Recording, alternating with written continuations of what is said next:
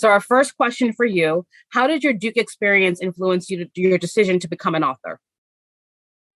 So thank you so much, Caitlyn and Virginia and Ann-Louise, for having me. It really is such an honor for me to be here. That first question is a really tough one for me to answer because I think actually it wasn't so much that Duke sort of influenced me to become an author. It's more that Duke is where I learned the critical thinking and sort of my awareness about the world that led me to start doing the types of writing that I was doing. When I was at Duke, I was pre-med, like the first 2 years. I thought I was going to go to medical school, and then that didn't work out. And then I decided to go to law school, and I was kind of all over the place. And one of my big regrets is that I actually didn't end up taking any of those fabulous English classes in the English department at Duke. And I didn't even really think I was a very good writer. But Duke really unlocked my life purpose. It just took me so long to get to it in life. For example, the Duke Women's Studies Department, I really don't know where I would be as a human being if I did not major in women's studies at Duke. It changed my life. It changed my thinking. It really helped me to sort of see systems of power in the world that I had been very naive to for a long time. But also Duke was close to the beginning of where I started my life as an activist. I worked in what was then called the Duke Women's Center. I worked in sexual assault support services.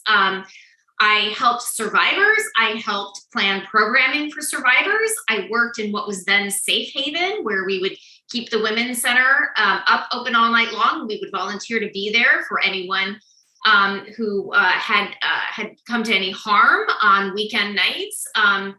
And I got super involved with the fight against intimate partner violence. And I joined with other women's studies majors and feminist activists at Duke to push for the passage of the Violence Against Women Act. We carpooled up to DC one summer to go to a big march on the Mall. So I would say that my experiences at Duke led me to have the life experiences that I needed to then become an author. I try to imagine where I would be if I didn't have those experiences at Duke. And I'm not sure I would have found my way to writing, because at that age when I was at school, I really didn't see myself as a writer. I didn't see it as a possibility. But as you know from reading Southbound, a lot of my experiences of being at Duke and what I came to know and understand at Duke end up making it in a book. So certainly Duke was the fodder for what I ended up writing about. And in thinking about the book, right, were there any challenges you faced when you were writing the book? And if so, how did you ever overcome those challenges when you were on your way to publication? So my whole life as a writer has been nothing but challenges. I had seven books written before I sold a single book. I was just not able to get my books out into the world. I had a really tough time finding an agent. I would find an agent, it wouldn't work out. Then I would no longer have an agent. I had another agent, that didn't work out. So it was a very long journey for me to become a writer. And I think this is true of a lot of writers. I think we tend to sort of romanticize the experience of what it's like to be a published author. And you hear these wonderful stories where their first book they write and they meet their agent in a coffee shop, and then it goes on to, sell millions of copies, and it's all lovely. Well, my experience as an author was really not like that at all. I was writing, in the middle of the night when I had 3 small children. I was also working, and I was trying to steal away time to get my books out in the world. I started becoming a serious writer when I was on maternity leave with my first child. That's when I really started submitting work for publication and decided to make it more than just sort of an idea. And that child was 19 years old when my book finally got published. So it's like the life of a child went by, and she became an adult before Southbound came out. So it was a very long and frustrating journey for me. I'm so glad to be here now, but I'm here for all you adults and Duke alumni for whom it took you a really long time to get your 2 feet on the ground in your career. Yay for us late bloomers. No, that's an amazing story, and kind of thinking too about your book. There's so many themes you touched on.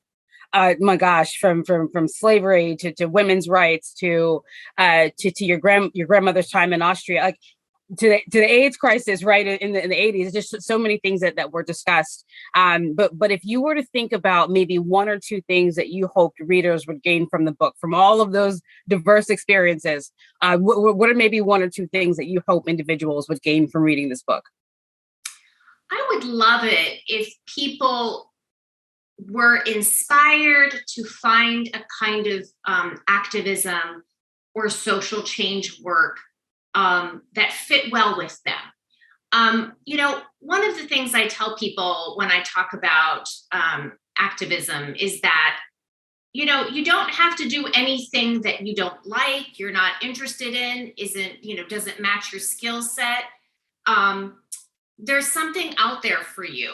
And so I hope my writings in Southbound maybe encourage people, maybe they introduce some types of activism or social change work that then get people really excited and really interested. Because in this kind of movement building, what's important is longevity. What's important is that you don't burn out, that you don't get bored, that you stay really interested and really passionate about what you're doing. So my big hope is that maybe the book inspires people to find the kind of work that really gets them excited and gets them engaged.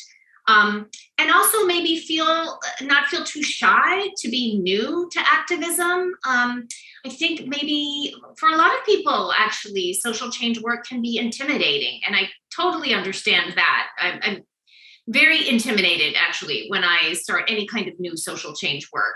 I did a lot of sort of progressive organizing before I actually got into electoral politics. I did not get into electoral organizing until the fall of 2016.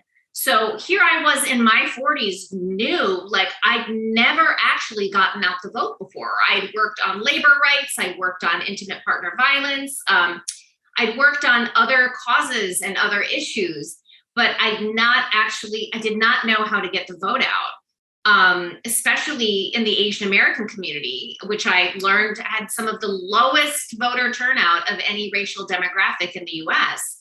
So I didn't know what I was doing. And I hope if people read the book, they understand that it's okay. You actually don't have to have any experience. You don't have to know what you're doing. You can just be like me, sort of fumbling along and finding what you care about most and then getting engaged that way.